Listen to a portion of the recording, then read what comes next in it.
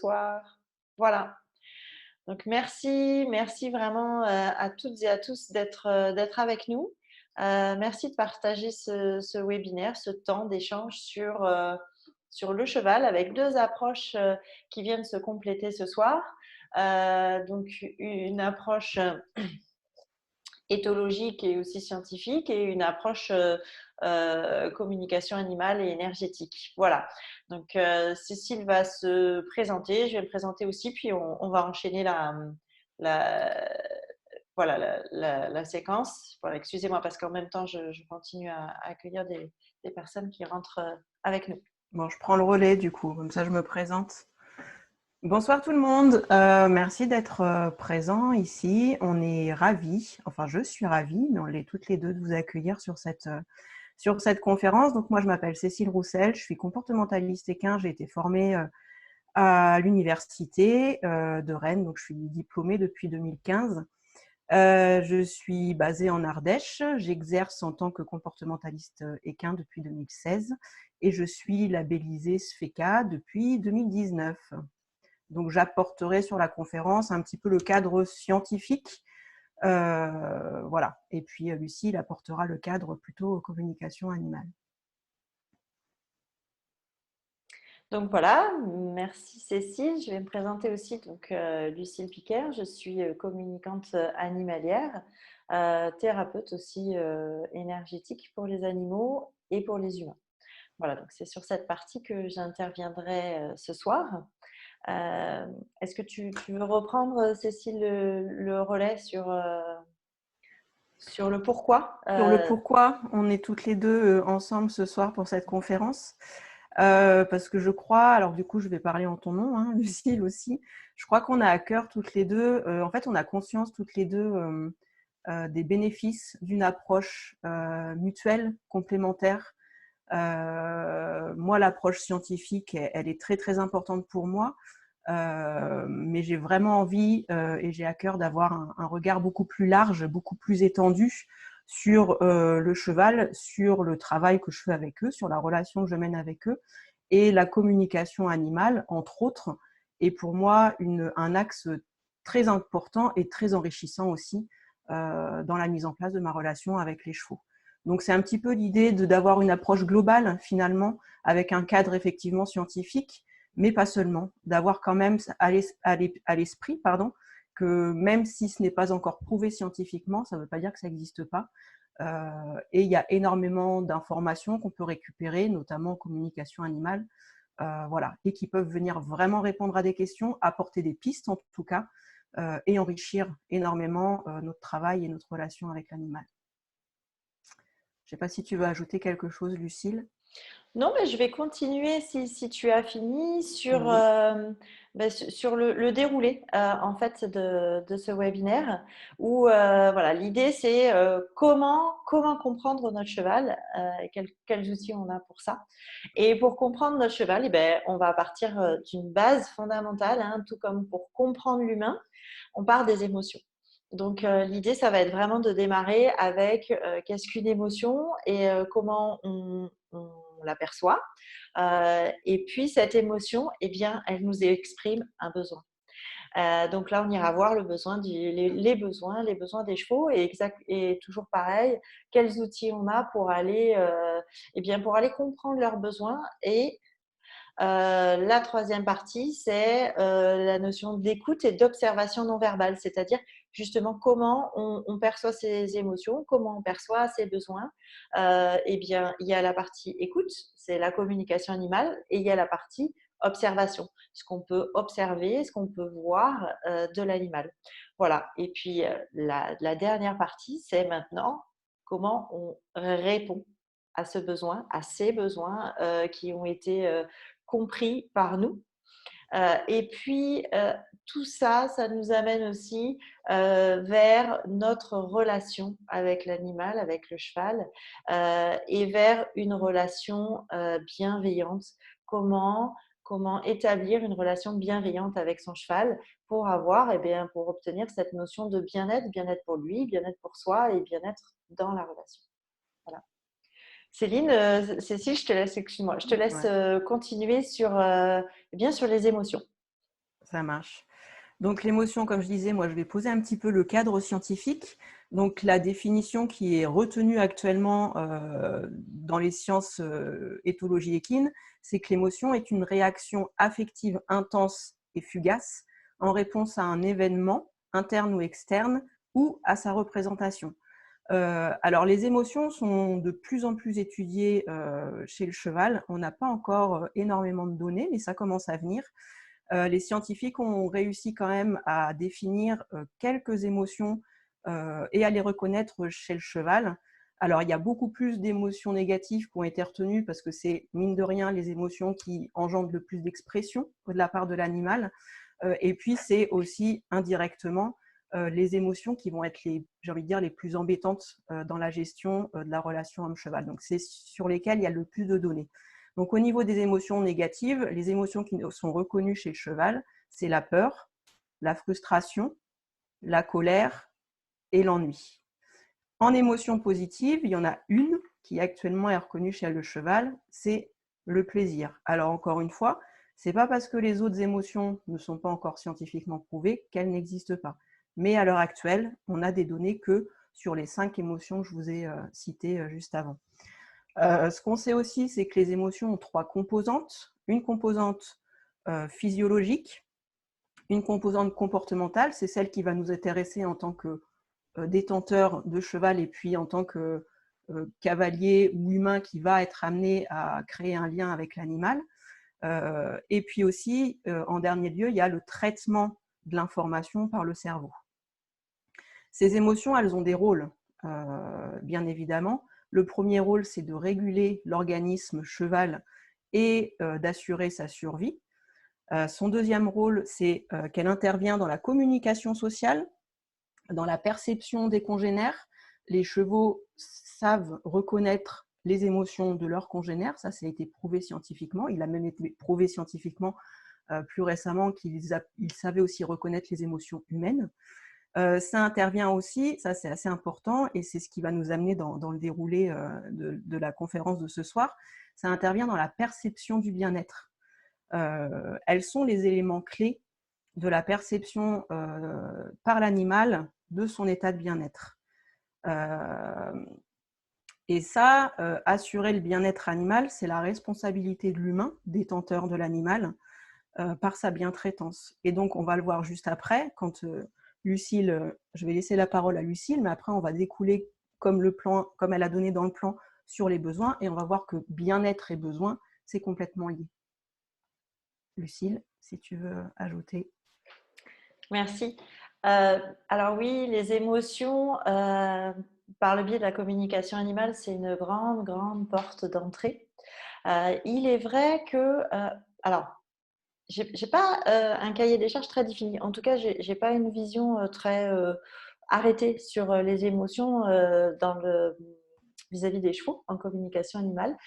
Il me semble en tout cas qu'elle soit moins complexe, ou en tout cas par rapport à l'humain, parce que tu vois, tu définissais un nombre d'émotions assez clairement arrêté, ou en tout cas aujourd'hui reconnu scientifiquement. En communication animale, ce que je peux remarquer sur l'émotionnel d'un cheval, c'est qu'il a une palette d'émotions assez large, me semble-t-il, moins large que l'humain, en tout cas dans ce que j'expérimente. Par contre, sa capacité de résilience, qui est beaucoup plus importante que la nôtre, lui permet de limiter cette espèce d'empilement qu'on a chez l'humain, où en fait, c'est bien chez l'humain, on empile des émotions. Alors, on dit négatif, c'est un terme que Cécile et moi, on s'entend à exprimer comme pas forcément très juste. Il n'y a pas d'émotions négatives ou positives, il y a des émotions qui viennent exprimer si un besoin a été rejoint ou non rejoint. La joie, par exemple, et alors, juste une question pour Marilyn. Oui, voilà, tu quittes et tu reviens, il n'y a pas de souci. Je m'occupe de t'accepter. Là, il n'y a aucun problème. Donc, si tu veux, la joie, c'est quelque chose, c'est une émotion qui va montrer qu'on a rejoint un de nos besoins. Et si on a de la peur, de la tristesse, de la colère, eh bien ça, ce sont des émotions qui montrent qu'un besoin n'a pas été rejoint. On a vraiment le même schéma chez le cheval, sauf que chez nous, eh bien, quand quelqu'un vient avec une problématique émotionnelle, on se rend compte souvent qu'il y a sous la couche, il y a encore une autre couche, encore une autre couche, encore une autre couche, et qu'il faut aller gratter et dénouer tous les nœuds émotionnels qui nous composent.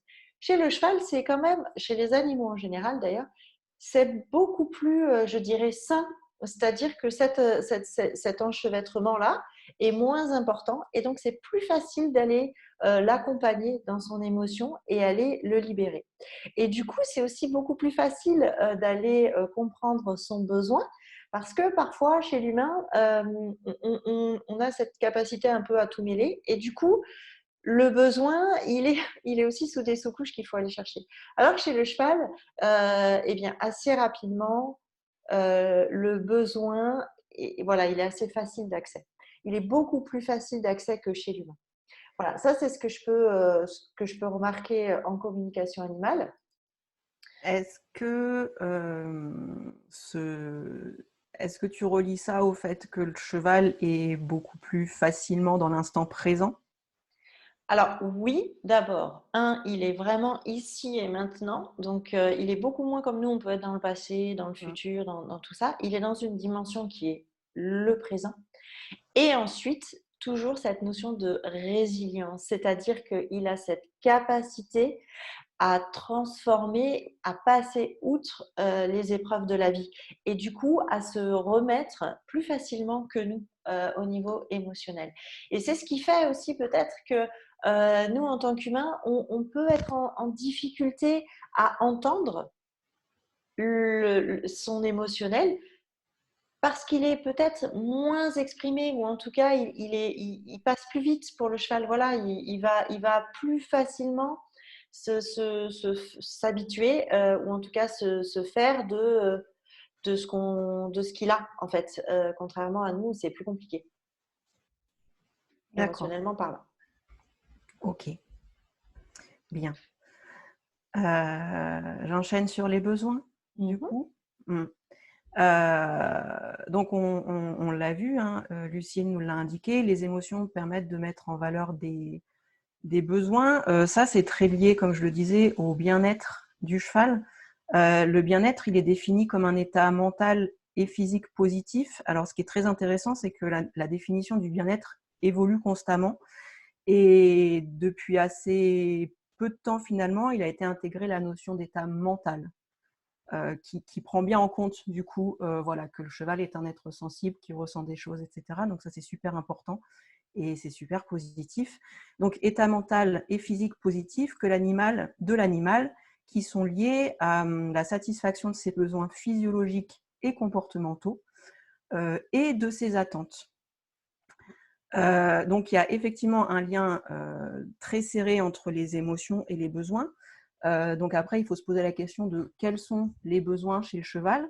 Donc encore une fois, scientifiquement, il a été mis en place 4 besoins essentiels qui font référence aux 5 libertés. Donc ça, je ne vais pas détailler, mais les 5 libertés, elles ont été définies pas juste pour le cheval, mais pour tous les animaux d'élevage, entre autres. Et donc, dans ces 5 libertés, dans ces 4 besoins fondamentaux, on a le besoin d'alimentation. Après, c'est décliné en critères. Le besoin d'alimentation, ça veut dire avoir une alimentation adaptée en qualité, en quantité, etc., avec un temps qui répond aux besoins de l'espèce en question qui est le cheval. On a un besoin aussi au niveau de l'hébergement, donc le cheval a besoin de bénéficier d'un hébergement qui est adapté, donc un sol confortable, un abri confortable, abrité, etc. Il y a aussi une notion de besoin en termes de santé, avec l'absence de blessures, de maladies, de douleurs et autres. Et puis, il y a un besoin qui est beaucoup plus large, qui est un besoin comportemental. Donc, le cheval a besoin de pouvoir exprimer les comportements normaux de son espèce. Comportements de locomotion, comportements sociaux, comportements alimentaires. La relation à l'homme est aussi intégrée dans ces comportements-là, dans ces besoins comportementaux. Des émotions positives, alors des émotions de satisfaction des besoins où les besoins sont comblés. Donc ça, c'est une liste qui est assez détaillée. Moi, je la trouve très intéressante, mais je la trouve aussi très, très limitée. En fait, elle me confine un peu, alors c'est le cas de le dire, elle me permet pas de voir plus large. En fait, je trouve qu'elle est assez simpliste et qu'elle occulte un petit peu, encore une fois, l'extrême sensibilité du cheval. Et je trouve que, après, Lucille, hein, je vais faire appel, du coup, c'est là où ça va être vraiment très intéressant, le lien avec l'aspect scientifique et l'aspect communication. C'est que pour moi, il peut y avoir énormément d'autres besoins, autres que les besoins basiques, en fait, fondamentaux. Je ne sais pas si voilà, comment tu peux rebondir là-dessus, mais moi, je me sens un petit peu prisonnière, en fait, de ces besoins souvent. Moi, je trouve quand même que c'est intéressant parce que tu me permets de classer, en fait, tu vois, les besoins que je peux ressentir chez les chevaux. Et du coup, c'est intéressant dans une notion de compréhension.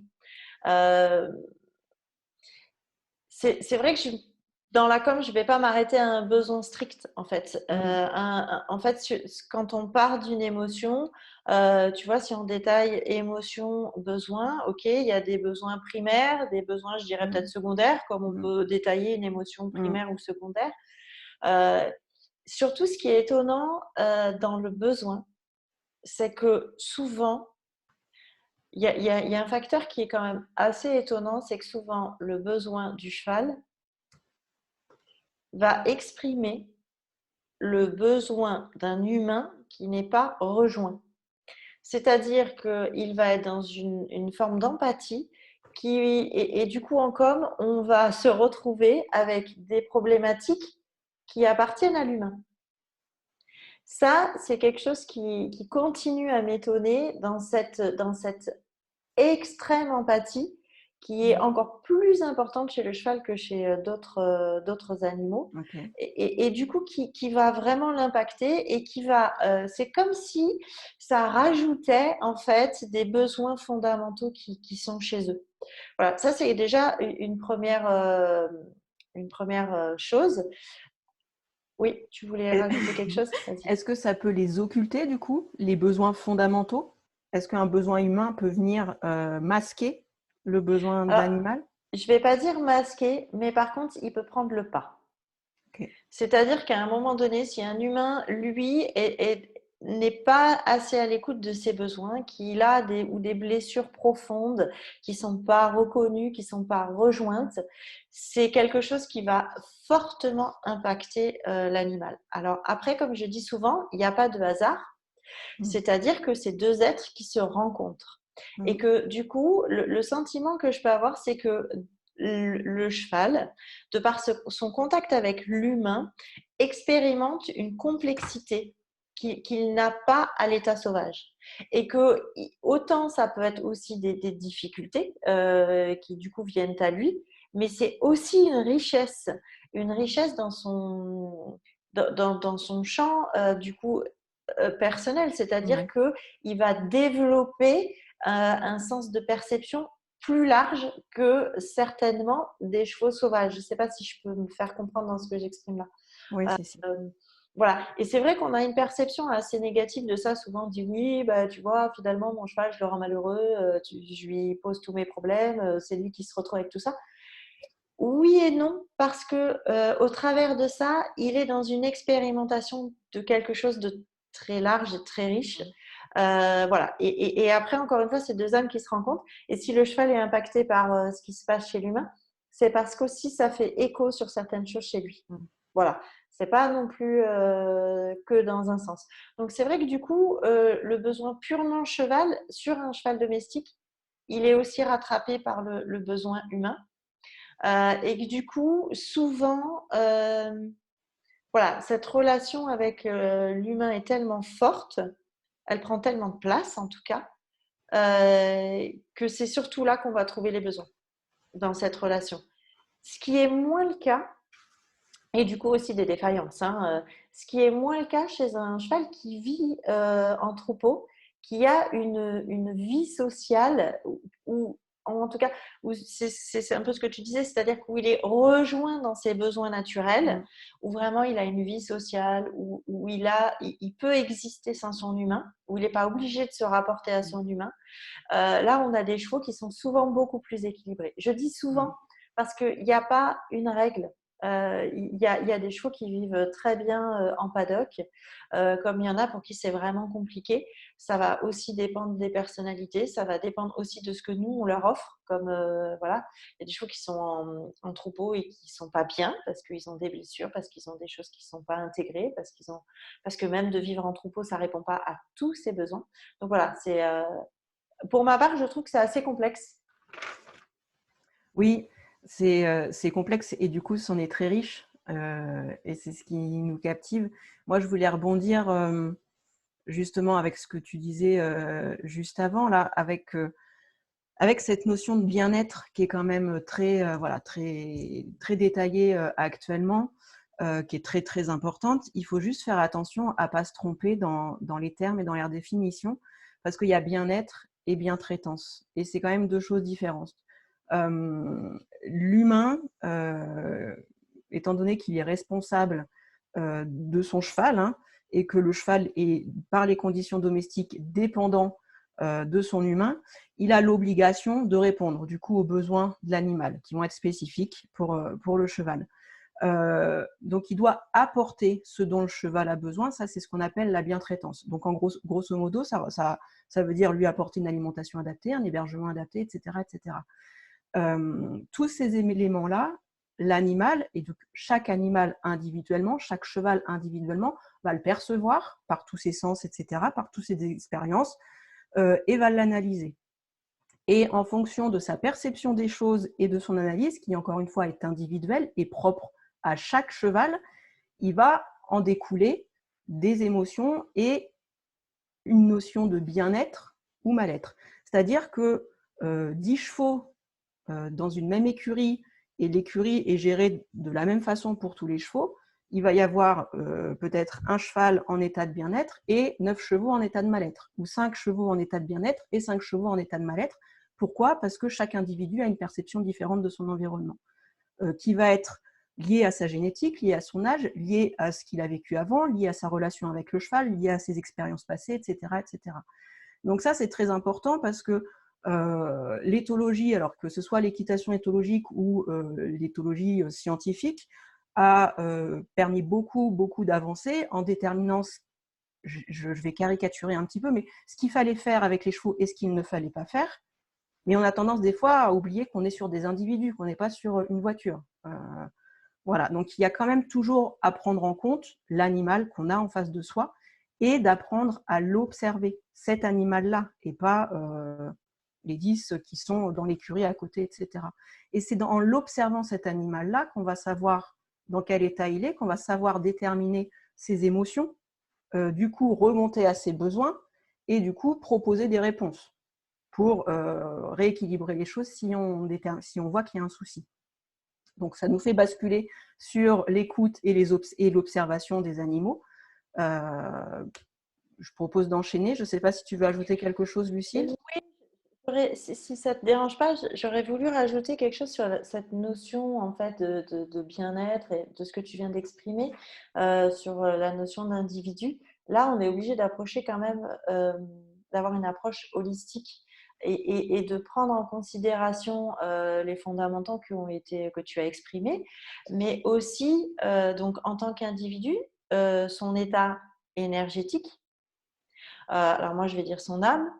Ces éventuelles blessures karmiques qui reviennent se jouer dans cette vie-là, sa relation avec son gardien. Enfin, il y a énormément d'autres facteurs qui sont pas, à mon avis, qui sont pas relevés scientifiquement. Alors, on peut définir le besoin, on va peut-être avoir des observables, mais il y a des notions qui sont laissées pour compte et qui sont fondamentales dans mon travail.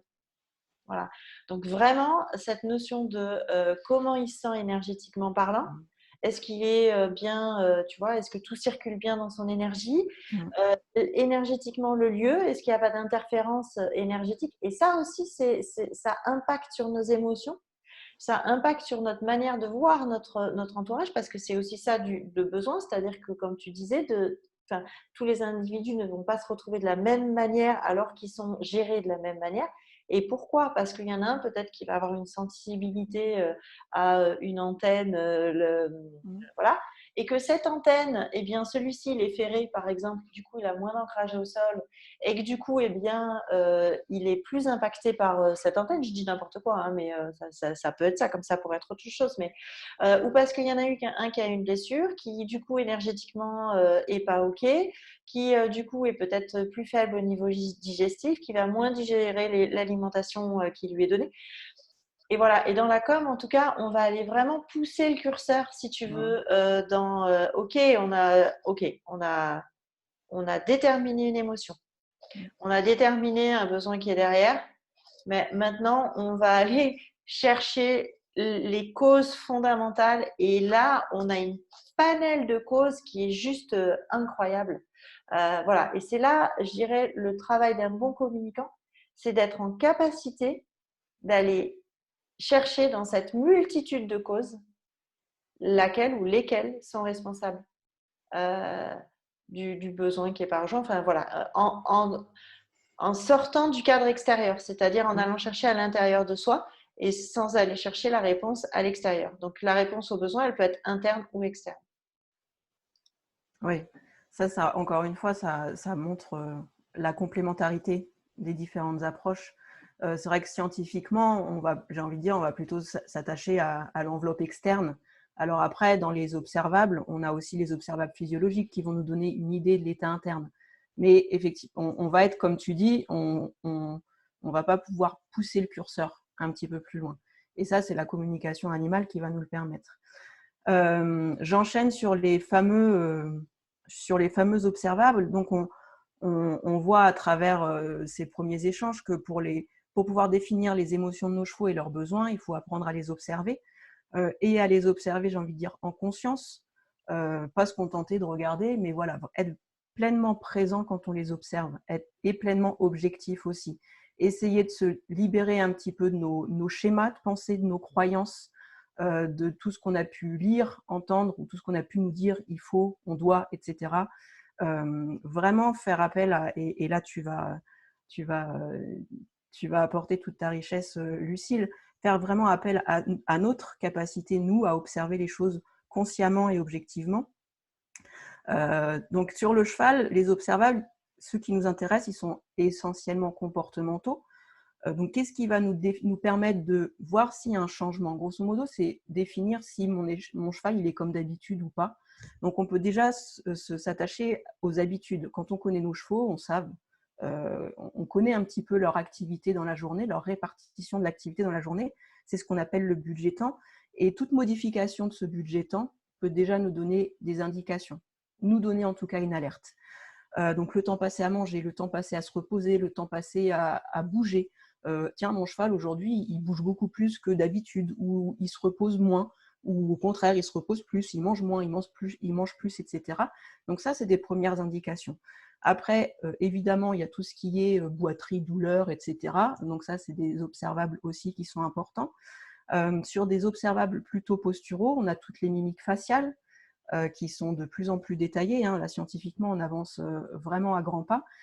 C'est pas facile, c'est pas évident d'arriver à lire le faciès de nos chevaux, qui est pourtant très, très, très, très expressif, c'est-à-dire que l'ouverture des yeux, la tension musculaire des muscles autour des yeux, la position des oreilles, la tension musculaire des mâchoires ou du faciès en général, du bout du nez, la dilatation des naseaux, la forme des naseaux, la forme, le clignement des yeux des chevaux, etc. Tout ça, c'est des observables qui peuvent nous amener à déterminer une émotion. Alors effectivement, si vous prenez que les oreilles couchées, à elles seules, vous allez voir que ça ne va pas vous suffire à déterminer l'émotion, parce que le cheval, il couche les oreilles dans plein de situations différentes. Donc il faut faire attention à ça. Ça va être l'ensemble des observables qui va vous permettre, en tout cas, de faire des hypothèses. On est là-dessus, en fait. On est des hypothèses parce qu'on n'est pas dans la tête de nos chevaux. Donc, c'est la multiplication des observables qui va permettre de nous donner une idée de l'émotion. On a aussi les vocalisations. Est-ce que mon cheval vocalise beaucoup ou pas, plus qu'hier, différemment, etc. Est-ce qu'il est en état d'alerte plus que d'habitude? Les crottins, l'aspect des crottins, est-ce qu'ils défèquent plus que d'habitude? Dans quelle situation, etc., etc. Donc, on a vraiment une liste, et elle n'est pas exhaustive, hein, celle que je viens de vous donner, parce que sinon, on y passerait beaucoup de temps. Et c'est ce qu'on appelle les observables comportementaux. C'est-à-dire que là, aujourd'hui, je suis devant mon cheval, je l'observe vraiment consciemment, je fais vraiment attention à ce qu'il fait, je ne suis pas au téléphone, etc. Et je note tout ce que j'observe. Et avec ce petit cheminement-là, je peux arriver à une supposition de ses émotions. Et du coup, remonter jusqu'à ses besoins. Après, me poser des hypothèses en termes de besoins. Et après, on verra dans la dernière partie, les réponses, ce que je fais de toutes ces hypothèses. Mais après, encore une fois, là, on est encore sur l'enveloppe externe. Mais du coup, la communication animale, elle nous pousse, j'imagine, très, très, très, très loin. Si tu veux reprendre, Lucille. Oui, avec plaisir. Alors, dans la notion d'écoute, donc là, on va être dans une écoute non verbale, vraiment. On va aller ailleurs que sur des observables au travers de la com animale. Il y a une première nécessité, c'est d'être dans l'ici et maintenant, comme tu l'as exprimé, d'être vraiment dans l'accueil. Dans un accueil vraiment très ouvert. Cette nécessité de poser le cheval dans quelque chose de plus grand. Vraiment dans son contexte de vie, voilà, d'essayer vraiment de ressentir tout ce qui peut être en lui, en lien avec tout ce qui est à l'extérieur. Ça, c'est hyper important. Il y a une autre chose qui est fondamentale dans la communication animale, c'est qu'est-ce qui nous appartient et qu'est-ce qui appartient à l'autre, et en l'occurrence là, au cheval. Dans l'information qu'on reçoit, en tant qu'humain, on a la fâcheuse habitude de traduire. On a cette capacité qui nous fait souvent défaut de passer par nos filtres, par notre propre vécu, par nos propres croyances, par nos propres blessures. Et ça, en fait, ça fait interférence. En fait, c'est comme si ça faisait brouiller un peu la connexion. Et ça peut nous amener à en faire des déductions qui sont nos propres déductions par rapport à nos propres filtres et qui ne sont pas la réalité du cheval en tant que tel.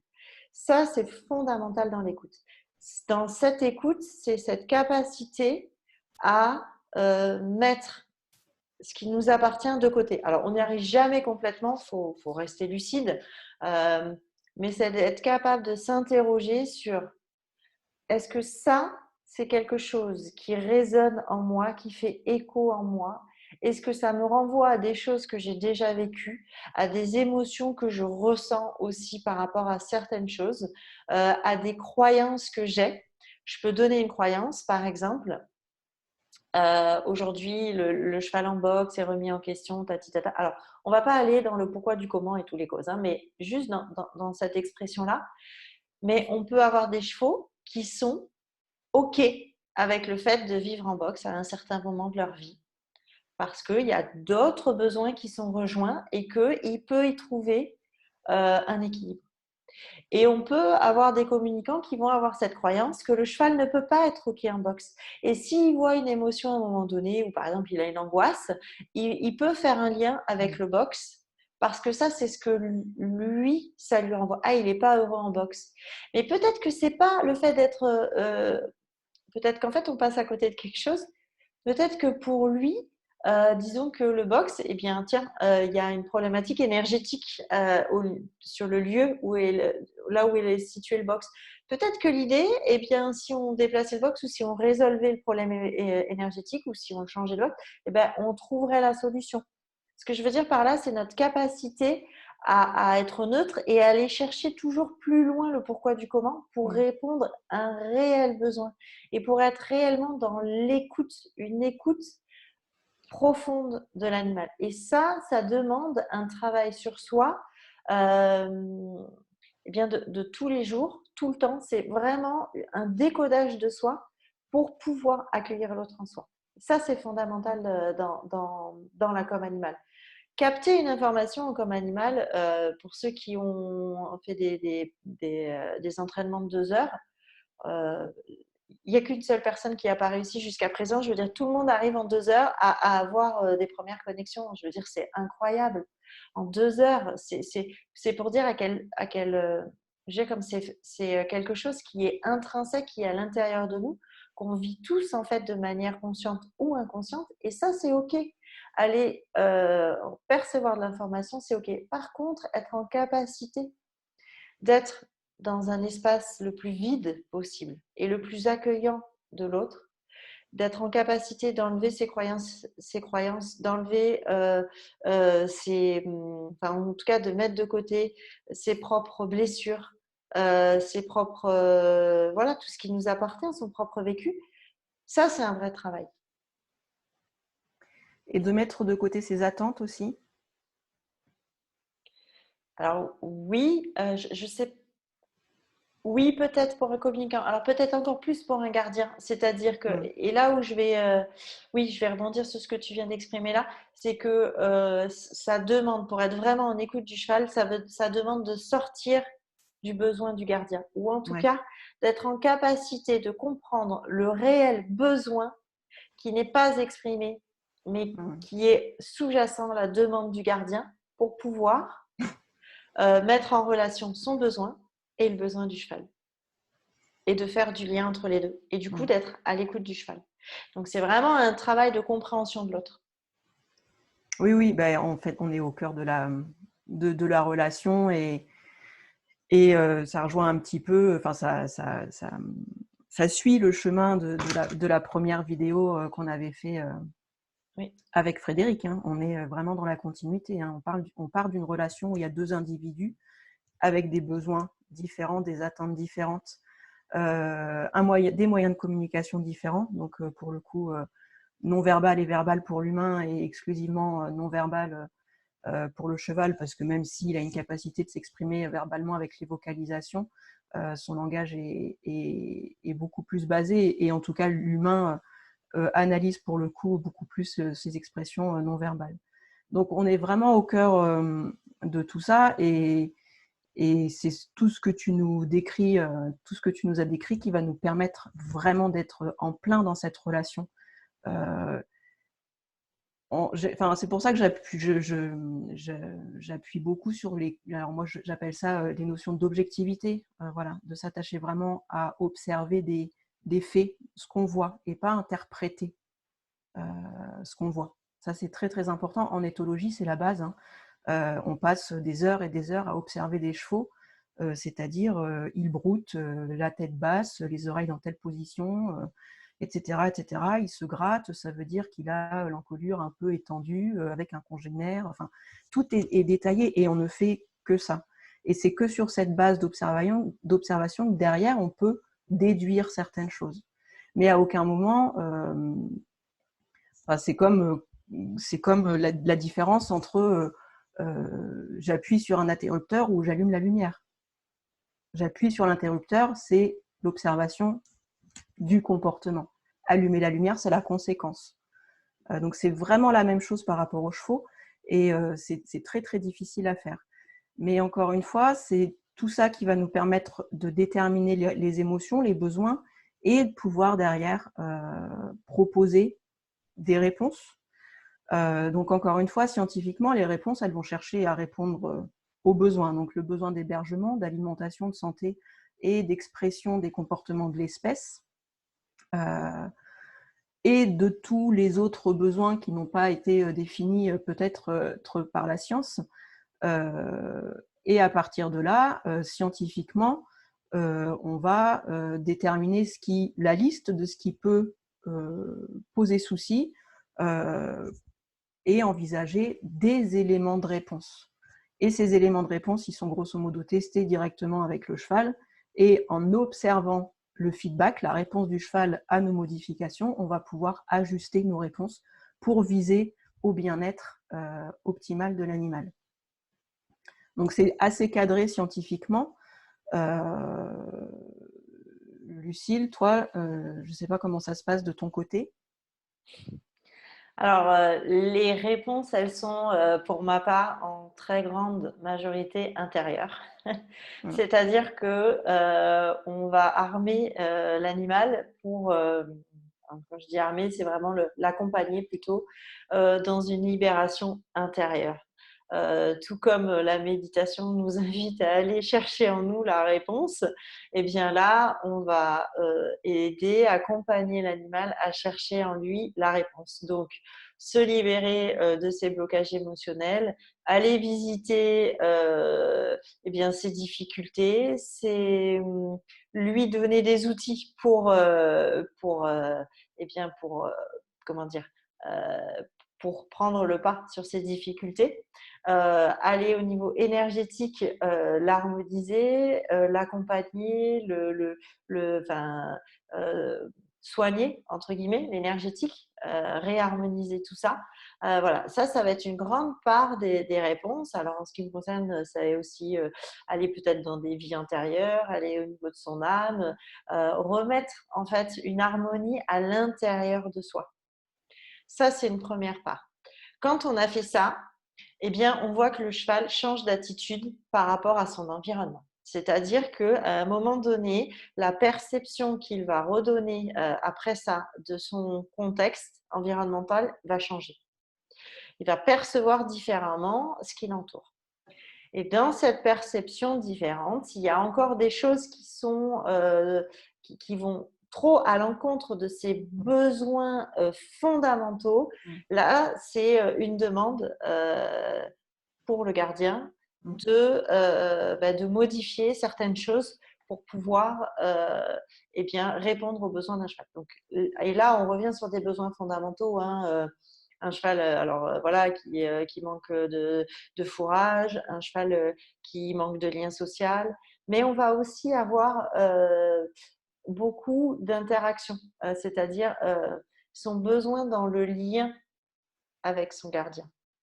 Il a aussi des besoins dans la relation avec le gardien et des besoins qui peuvent être les mêmes que nous, avec des blessures qui sont les mêmes que nous. Donc, on peut avoir des blessures de rejet, d'abandon, enfin, voilà, de trahison. On a des blessures qui reviennent par rapport à celles qu'on retrouve chez l'humain. Ça, c'est quelque chose qui pour moi, est presque étonnante. Et il a un besoin. J'entends des éthologues dire le cheval, il va faire quelque chose parce que vous l'avez mis dans l'inconfort quand il ne fait pas cette chose-là. Ce n'est pas du tout ce que je retrouve en com. En com, je retrouve un animal qui éprouve de l'amour, qui éprouve de l'affection, qui éprouve de la tendresse, qui éprouve du plaisir, de la joie. Voilà, il y a des chevaux qui adorent sauter. Il y a des chevaux qui vont être trop heureux de se dépasser dans leur capacité. Il y a des chevaux qui ont besoin d'explorer, d'aller découvrir. Ils ont en fait cette soif, tout comme nous en fait, et ils prennent du plaisir à ça. Voilà, c'est pas parce qu'un cheval, vous le mettez dans l'inconfort avant et que d'un coup vous le mettez dans le confort quand il vous répond qu'il va le faire. Ça, ok, peut-être que ça marche, c'est un bon moyen comment dire, de conditionnement. Mais vraiment, ce qui ressort, c'est le plaisir qu'a le cheval de faire quelque chose à vous.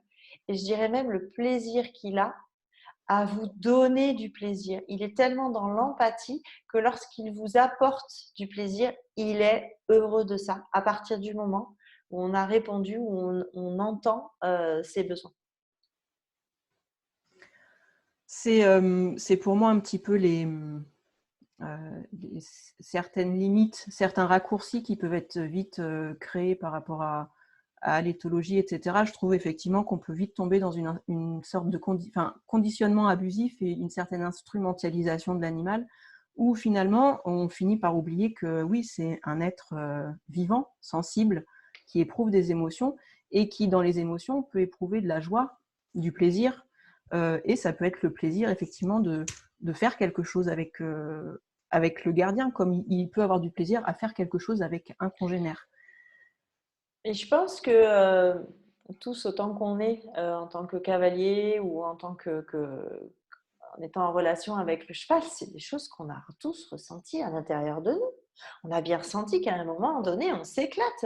Quand vous êtes plein cul galop, excusez-moi du terme, mais dehors à vous éclater avec votre cheval, vous sentez que ça vibre, il y a un truc qui vibre, vous le sentez bien que votre cheval, il a envie.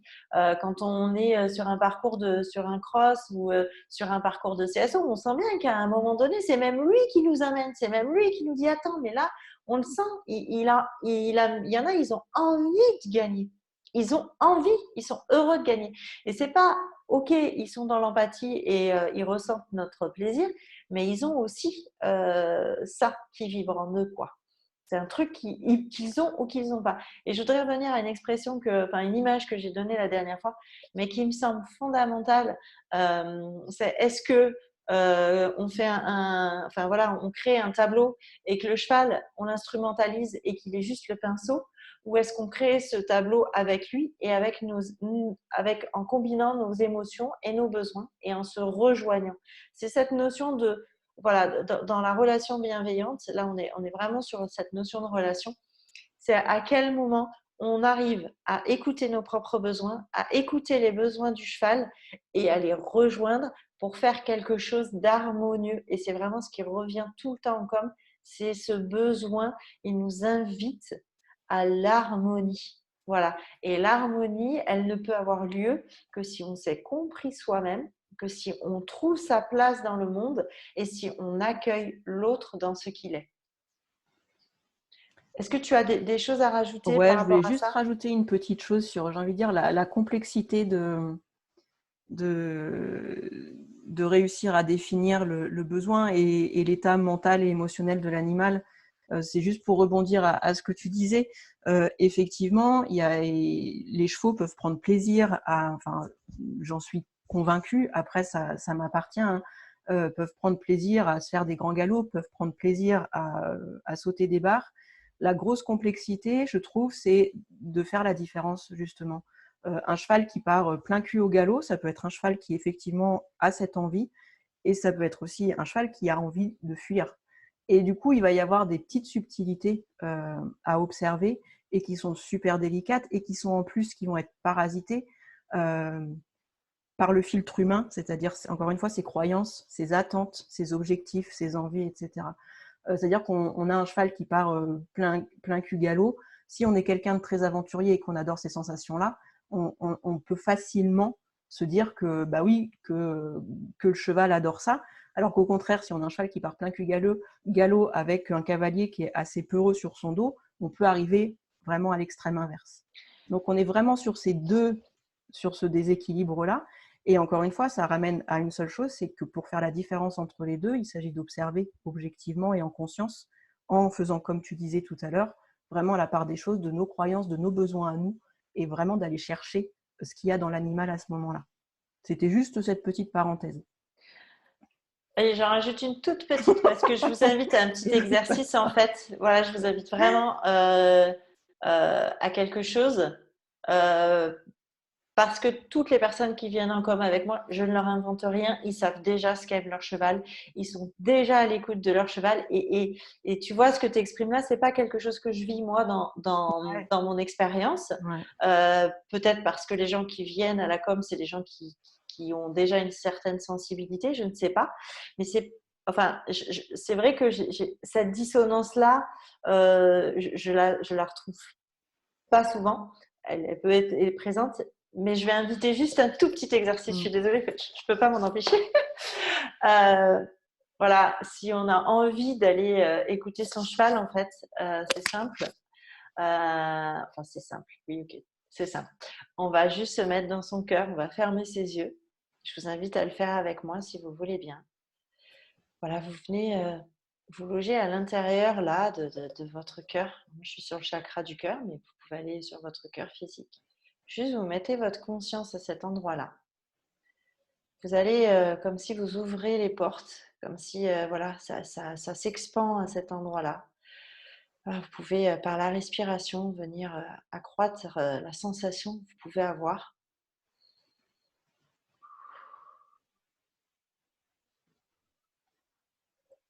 Et puis simplement, je vous invite à tisser un lien entre votre cœur et celui de votre cheval.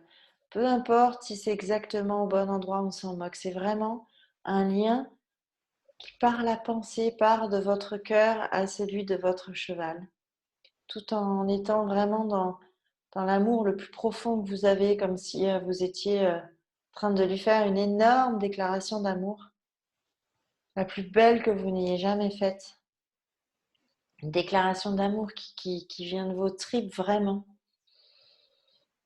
Et puis quand vous avez tissé le lien avec votre cheval, je vous invite simplement à respirer, à inspirer par ce lien et à expirer par ce lien.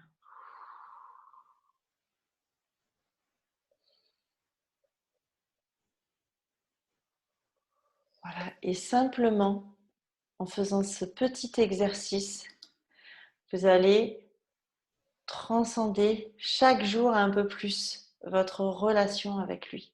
Et vous allez le percevoir toujours de façon plus intense et plus forte. Voilà, ça prend quelques secondes.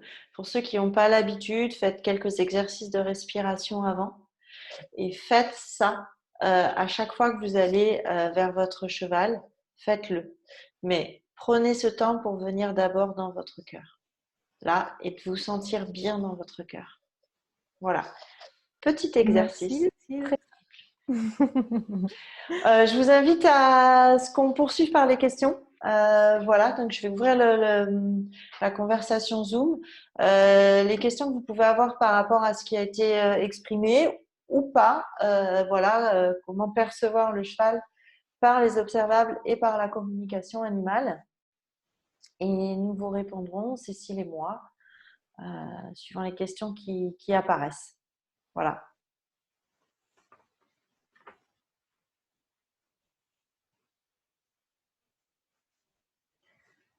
N'hésitez pas, hein. Il n'y a pas de mauvaises questions. On va attendre encore Ouais. quelques secondes. Des fois, je sais que ça peut mettre un peu de temps aussi. Voilà. S'il n'y a pas de questions, on va s'arrêter là. Mais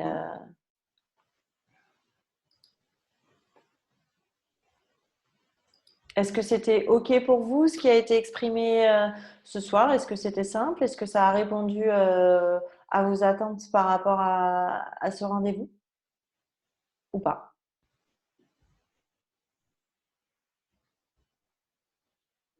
On n'est pas très nombreux ce soir, donc s'il y en a qui veulent éventuellement prendre la parole, alors c'est vrai que c'est plus simple par le chat.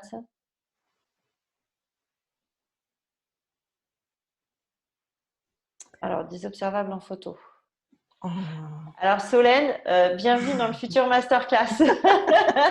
Parce que là, c'est super intéressant, mais ça va prendre, je me permets de répondre, hein, Ouais, vas-y. ça va prendre un peu de temps de répondre, donc de voir ces observables en photo. On propose avec Cécile, là on met en place des ateliers toutes les deux où justement on va travailler sur ces observables, faire un parallèle entre eh bien, des vidéos. Qu'est-ce que vous observez et eh bien, qu'est-ce que vous avez obtenu comme information en communication animale. C'est ouvert aussi aux débutants, pas de souci.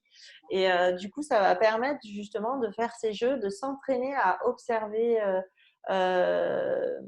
les chevaux et à affûter notre sens d'observation et de comme animal. Donc ça, ce sont des ateliers. Il y en a un prochain. Est-ce que tu te souviens la date De l'atelier, c'est samedi 16 à prochain à 9h. 9h30. Voilà, à 9h30, on vous propose ce type d'atelier. Voilà, merci beaucoup Solène. suis en train de lire. Il y a une question, je pense, pour toi, Lucille, de Valérie, sur la résilience. Donc, je ne sais pas si tu veux y répondre maintenant ou si… moi, j'ai une Écoute, question aussi. ça me va, si tu veux, je peux Vas-y, répondre parce à que Valérie. c'est dans le fil des questions, donc on va les prendre une par une. Alors, est-ce qu'on peut parler de résilience dans les émotions des animaux? Est-ce que, du coup, ça va jusqu'au pardon? Ça va bien plus loin que le pardon. Ils n'ont pas besoin de pardonner, en fait. Ils n'en veulent pas. Ils sont dans l'instant présent. Ils ne sont pas dans le jugement. Jamais. Et ça, c'est incroyable comme, en tout cas personnellement, c'est quelque chose qui m'a nourri, enrichi, qui continue à me nourrir et m'enrichir. C'est-à-dire qu'ils sont dans l'acceptation de ce qui est. Et même s'il y a de la souffrance, il n'y a pas de jugement par rapport à l'autre, où il n'y a pas de voilà, c'est lui, c'est le méchant. Non, non, on n'est pas dans le triangle de Cartman avec un sauveur, un bourreau et une victime. On n'est pas, le cheval n'a pas besoin de pardonner. Il est simplement dans ce qu'il vit lui, sans aucun jugement. Voilà. Et ça, c'est incroyable parce que du coup, eh bien, il peut beaucoup plus facilement sortir des difficultés qu'il vit. J'espère que ça a répondu à ta question, Valérie. Je poursuis avec une question. Est-ce qu'on pourrait creuser le besoin du cheval dans sa relation avec l'homme d'un point de vue scientifique, hors besoins fondamentaux? Et ben en fait, le besoin dans la relation avec l'homme fait partie des besoins de comportement. J'ai parlé des 4 comportements essentiels et effectivement fondamentaux, l'alimentation, l'hébergement, la santé et le comportement. Et dans le comportement, on a intégré la relation à l'homme. Et dans la relation à l'homme, on se retrouve avec finalement plus des notions de besoin en termes de compréhension, de clarté, de sécurité dans la relation, etc. Alors, je ne sais pas, j'invite Alix, du coup, peut-être à préciser un petit peu sa question. Je ne suis pas sûre de bien la cerner. Voilà, parce que du point de vue scientifique, encore une fois, le besoin dans la relation à l'homme est intégré dans les besoins comportementaux. Donc, je laisse Alix rebondir s'il y a besoin de plus d'éclairage.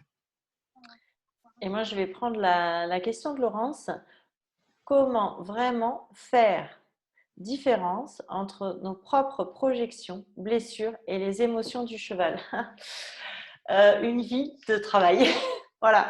Eh bien, déjà, la première chose, c'est d'être en capacité d'identifier où est-ce qu'on en est, nous, à un instant. Alors, déjà, première chose que je propose quand on rentre, par exemple, en com animal, c'est de faire son check émotionnel et physique. Qu'est-ce qui m'appartient à cet instant T? Donc ça, c'est une première chose. C'est qu'est-ce qui est à moi, là, tout de suite, maintenant? Dans quelle émotion je me sens? Comment je me sens physiquement?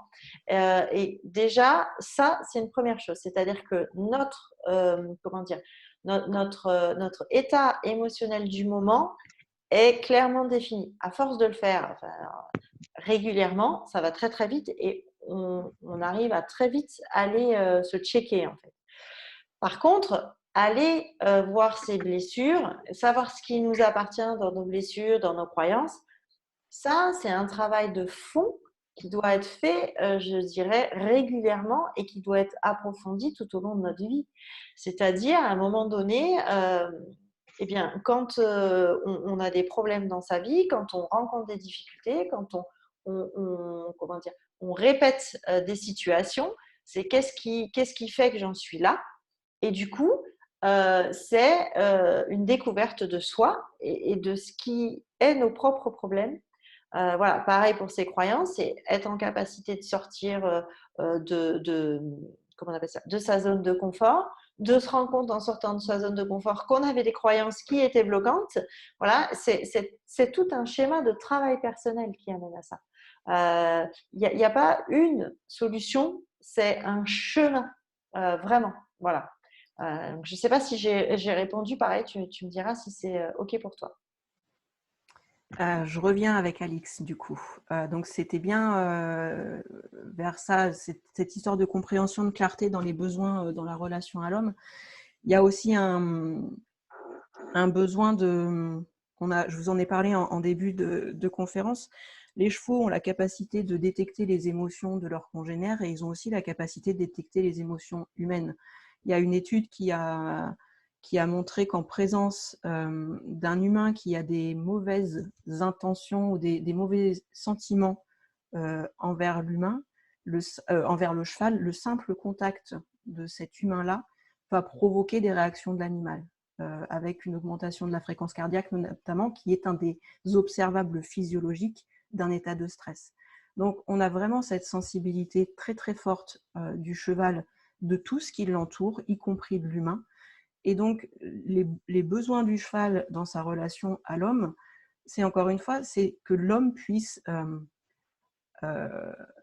répondre à son besoin de sécurité, ou en tout cas ne pas nuire à la sécurité du cheval notamment. Il y a ce besoin de clarté dans les demandes, et il y a aussi ce besoin du cheval de l'alignement de l'humain, de ce qu'on appelle la congruence. Donc que l'humain soit OK intérieurement et extérieurement.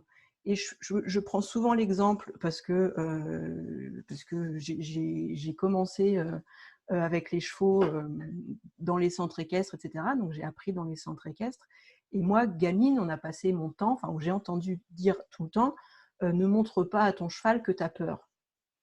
Et ça, par exemple, c'est un exemple très concret de non-alignement. C'est-à-dire que si je vous demande de penser à quelque chose qui vous fait peur, littéralement, et que je vous dis, bah, fais comme si tu n'avais pas peur, vous aurez beau essayer de montrer des gestes sûrs de vous, vous savez très bien qu'à l'intérieur, vous avez la fréquence cardiaque au taquet, vous tremblotez, vous avez de la transpiration, etc. Donc, il n'y a plus de cohérence entre ce que vous exprimez et ce que vous ressentez à l'intérieur. Ça, les chevaux sont très sensibles aussi. Et ça rejoint encore une fois se connaître ses émotions. Lucille, elle peut rebondir aussi parce qu'il y a plein de choses dans ce travail-là. Être conscient de ce qu'on ressent et de ce qu'on émet aussi comme message. Ça, le cheval, il est très, très au clair avec ça. Pour lui, c'est absolument pas sécurisant, par exemple. Un humain qui est pété de trouille intérieurement, mais qui fait celui qui maîtrise tout. Il préfère littéralement un humain qui a la trouille et qui le dit, qu'un humain qui a la trouille et qui fait celui qui est sûr de lui. Donc ça va être des besoins effectivement dans la relation à l'homme qui sont très très importants et qui vont venir aussi dicter à notre façon de faire avec eux et de les aborder. Je vais poursuivre avec Manon. Est-ce qu'un cheval peut attendre la présence de son gardien dans ses derniers moments avant de nous quitter physiquement, de sorte à être accompagné par son gardien en tant que besoin? Oui, Manon, tout à fait. Voilà, ça c'est typiquement des choses qu'on peut aller retrouver ou rencontrer en communication animale et qui sont peut-être pas voilà, exprimées de manière purement scientifique. Alors, juste pour Alice, alors par rapport à ton cheval qui a des difficultés avec tout ce qu'il touche, pour ma part, là, c'est typiquement un sujet à consultation et il n'y a pas une réponse précise, il y a une réponse par animal puisqu'il faut aller chercher ce qu'il y a derrière pour ce cheval en particulier. Oui, je rebondis, mais parce que de mon côté, c'est pareil en fait. Il y a autant de problèmes qu'il y a de chevaux et même c'est rigolo parce que c'est exactement ce que je peux avoir sur un des chevaux que j'ai à la maison en ce moment. Mais c'est pas parce que ces deux chevaux-là ont la même expression, c'est-à-dire voilà, on pourrait observer les mêmes choses. Ça peut engendrer des émotions différentes, des besoins différents et en tout cas des blessures différentes, etc., etc. Donc c'est très très difficile de répondre à une question comme ça sur une conférence. Donc là, c'est vraiment un cas particulier. Du coup, j'en ai perdu un petit peu le fil. Une question pour toi par rapport à ton parcours. Quel est ton parcours professionnel? Parce qu'elle cherche à s'orienter vers un master d'éthologie lié au bien-être animal et équin. Alors, mon parcours professionnel,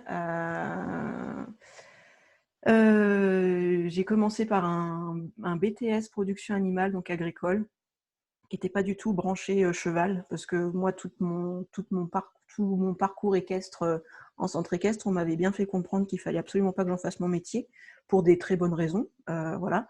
Mes parents m'ont aussi incité à ne pas poursuivre dans cette voie-là.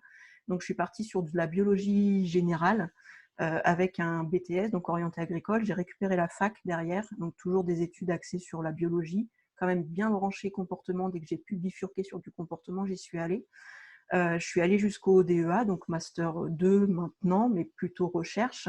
Et après, j'ai tout arrêté pour intégrer une réserve naturelle dans le sud de la France. Et j'ai repris mes études en 2013 avec le diplôme universitaire d'éthologie du cheval à Rennes.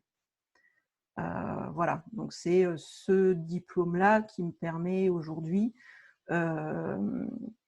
de pratiquer en tant que comportementaliste équin. Voilà, sachant que le métier de comportementaliste est compliqué parce qu'il n'est pas reconnu, enfin, voilà, donc avec toutes les ambiguïtés qui peuvent en découler. Alors, j'ai une question de Colette. Voilà. Cela faisait 2 mois que je n'avais pas vu mon cheval. J'ai beaucoup visionné être avec lui. J'ai beaucoup travaillé la théorie, pensé à lui, fait des exercices en visionnant qu'il était en face de moi. Je lui ai parlé, etc. Et j'ai eu le sentiment d'avoir un lien bien plus fort que quand je le voyais. Je suis allée le voir récemment et j'ai toujours le sentiment que le lien était vraiment comme renforcé. Est-ce quelque chose d'explicable en communication animale? La distance ne serait-ce pas forcément un frein?